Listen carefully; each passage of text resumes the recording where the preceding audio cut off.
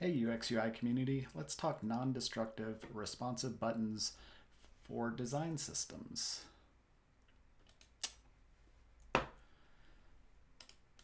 So we'll jump right in here, turn on our background, get your rectangle tool,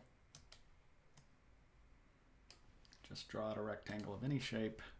We'll just resize it over here in the transform menu. Let's say probably, I don't know, let's just start out with, I don't know, 160 by 80 maybe. We don't need a border. Let's choose our fill color. Let's go ahead and make this a pill button. Let's just round that all the way out.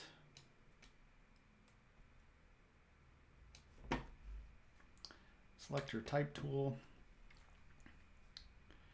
And then let's just type in button. Doesn't really matter what, this is just going to be our label placeholder. So it doesn't really matter what this says. I mean, I always have mine generally say button when I'm creating something that's going to be for a design system, because I'll be making this available through a library that the rest of the team can access. So now if we select both of these items, go ahead and turn that into, let's go ahead and turn that into a component, which is Apple K on the Mac. Again, maybe Option K on a PC. I guess I should go look and see what the actual shortcut key for a PC is, since it's been a while since I've been on PC. I know it's very similar to Mac. So now once we have a component created, what you can do is you can come in here, look over here in your layout properties, and what you want to do is you want to click this padding tick box here. And what that will do is that'll allow us to set this button up with an expected padding on the top, bottom, and both sides. So let's just say 24 on top, 48 on the sides, 24 on the bottom, and 48 on the side again. Now once we have this set, now because we have the padding in here, now if we were to go in here and start to, you'll see that the button will change along with us as we type.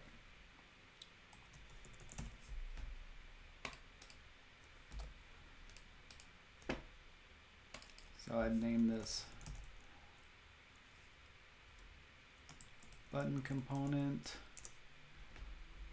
in here in the components area, so that when you make that available through a library item to the rest of the team, you know, they'll have some way to be able to search on that. If they search for button, for example, it will filter out, because when you're building out design systems, you'll end up with so much stuff in here that search becomes a real necessity. So one of the other things you can do is you can start to create states with buttons. So if you look over here at the main, this is our default state. So let's say we wanted to create a hover state. You can just create a hover state. Let's just say we'll make that some percentage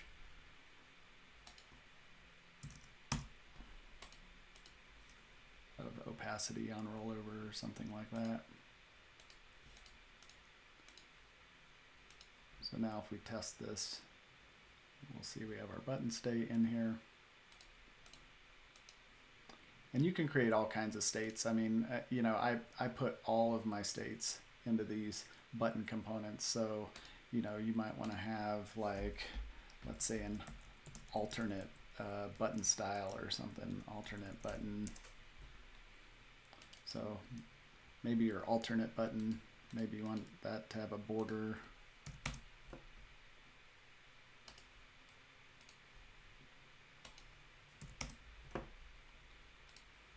You know, maybe we want this to be a button that doesn't have a fill on it. So, you know, this might be our alternate button, and then you can create an alternate button hover state. So alternate hover.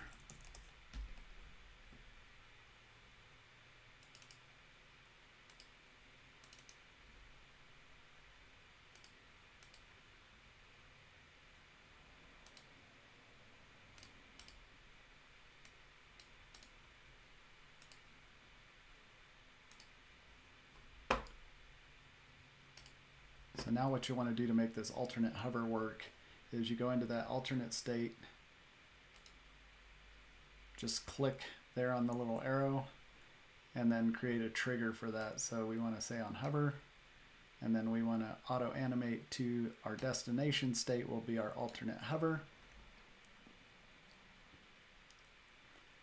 You can do an ease out or something here if you want to. Typically with buttons, I like to choose easing none, and I like to set the duration to 0. That gives it an instantaneous hover state appearance that behaves a little bit more like a normal button.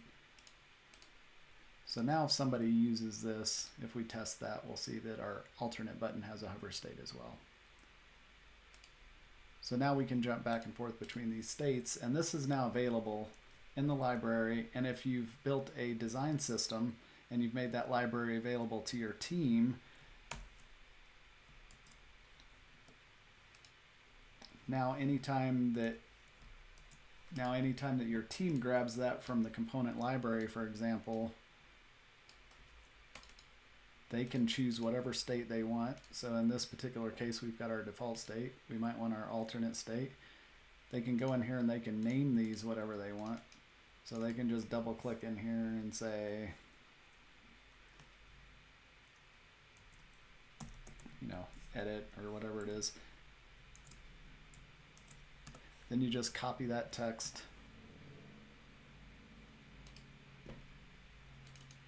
move over to your hover state, make sure your hover state is the same.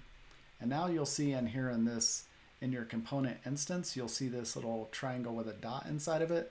That means that you've created an override on this particular instance of this component. And so now you have two different versions of this button. Your alternate state has an override on it. So now if we test this, you'll see both of these buttons behave accordingly.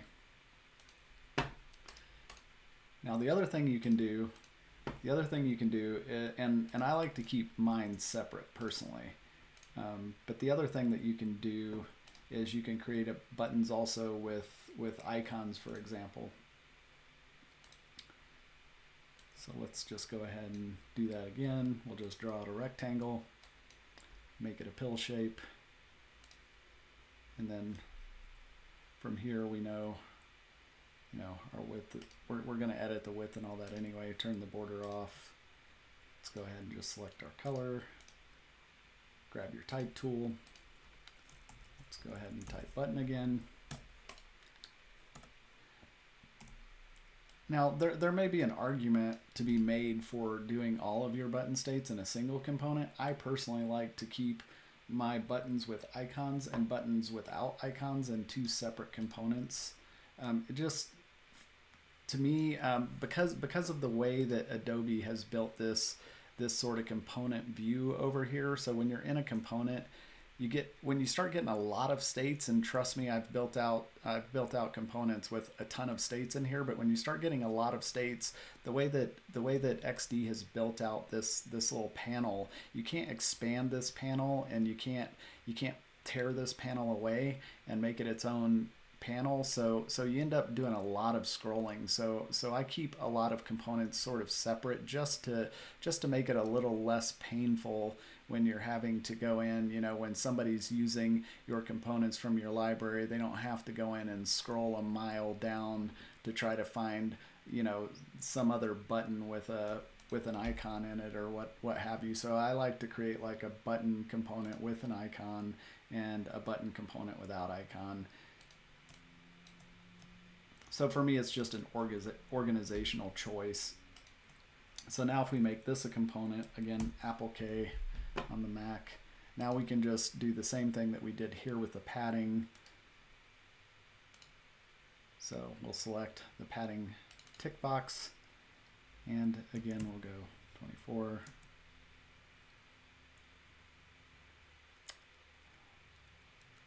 In this particular case, what I always like to do is I like to go 48 on the end cap, 24 here, and then I like to do a little bit smaller spacing on the side with the icon, just so that it feels optically a little bit more correct. If you'll see if we matched that spacing down there with the icon already feels a little bit lighter on that end. So if we were to match that the same way that we did in the original button, if we called that 48, you'll see it looks off. It's optically misaligned. Like the weight feels like it's weighted a little bit to the right now. So I like to just cut that in half on the side of the icon, because the icon side already feels a little bit like it's got a lighter weight to it. So that feels a little bit more natural to me. And you can noodle that a little bit and figure out what works for you. Again, with this, once I've created this, I would say, maybe button with icon component or whatever naming convention you want to use. If I can just type, we'll be good here.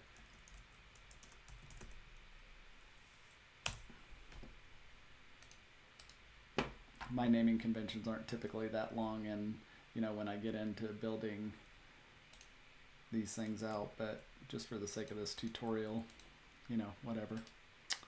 Now if we want to do our hover state here as well, go in here and do some hover state.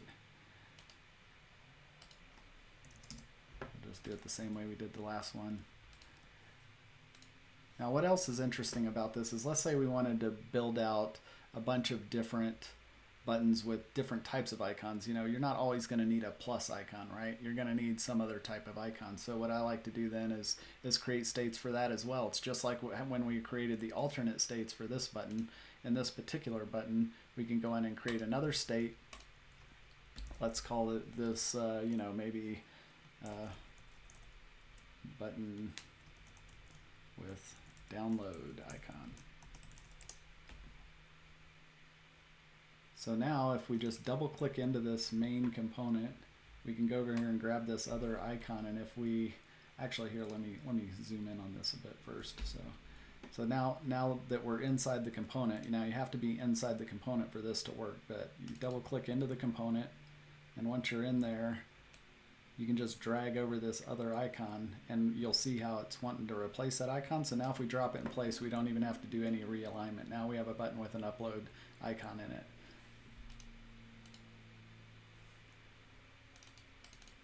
Well, here, I called it download, so let's rename it appropriately to upload.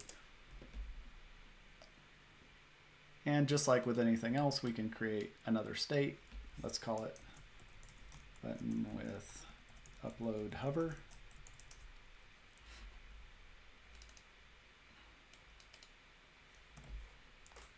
So now maybe we go in here and create that hover state as well. And again, because we've created another state here, now we're going to have to actually link this hover. With an original hover state, you don't have to do that. Adobe XD makes that assumption for you that you want to link that as a hover. But when you get into these additional states, you actually have to link these hovers, but it doesn't mean you can't do it. It just means that you have to manually link them. So if you select prototype mode while you're on your button with upload icon here, you just click that arrow. Again, you choose the appropriate trigger, which in our case is going to be hover, auto animate, choose a state. We want button with upload hover.